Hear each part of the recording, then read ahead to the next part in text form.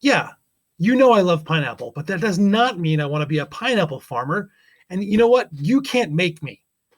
Oh, hey, sir, we'll talk later. Okay. So, hey, class, today we're going to look at email settings and how to set up our Gmail so that our inboxes look more pleasing and easier to navigate.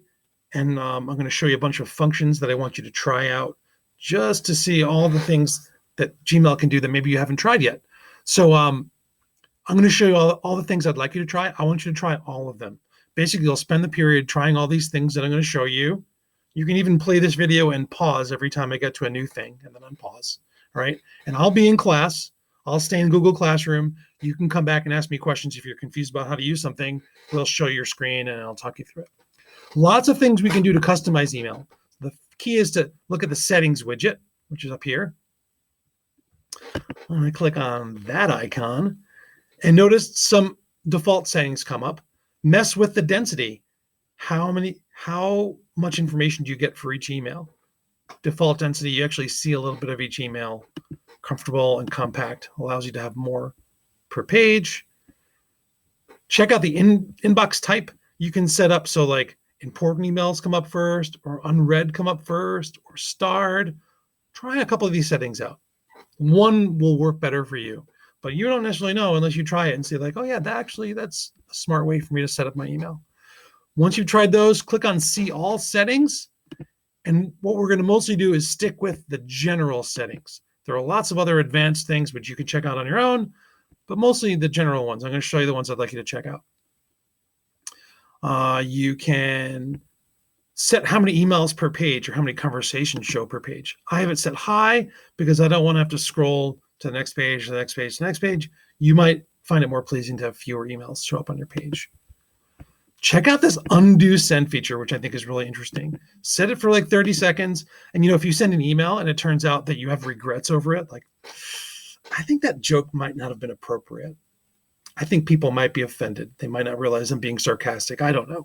If you're having second thoughts, you have 30 seconds to undo your send after you send it. So click this, send a practice email to someone, and then unsend it. See how that works. Your default reply behavior to reply or just reply all. Enable hover actions, and I'll show you what they do in a second. I find them really useful. Send an archive. Nope. You can change your default text style, like what font and what size font. Find something that's pleasing to you, but not distracting. You can set your grammar, spelling, and autocorrect. I think those are good to have on, but you may not like them on. Again, this is what works for you. Something that I don't know if this is default for you, but Smart Compose and Smart Compose personalization. It finishes your sentences for you or tries to anticipate what you're going to say. And I am personally offended when someone tries to finish my thought for me.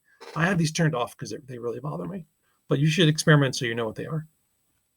Nudges are interesting. It'll remind you if they think maybe this is something you haven't replied to that you should reply to. I'm very organized, so I set them so they're not on because I give myself nudges by marking things unread and snoozing things. Let's see.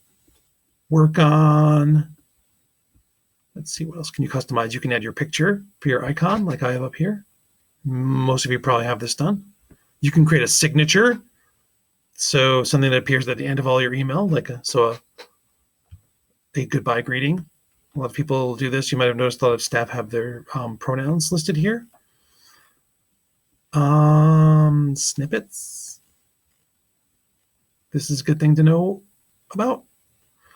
By the way, when you go back to I'm going to go back and show you what the hover items look like.